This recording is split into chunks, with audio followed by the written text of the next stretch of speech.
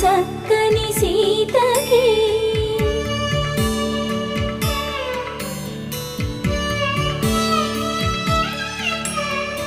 ఎర్ర జాబిలి చేయి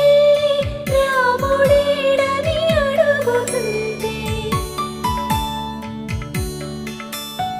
చూడలేదని పెదవి చెప్పే చెప్పలేమని కనులు చెప్పే నల్ల పూసైన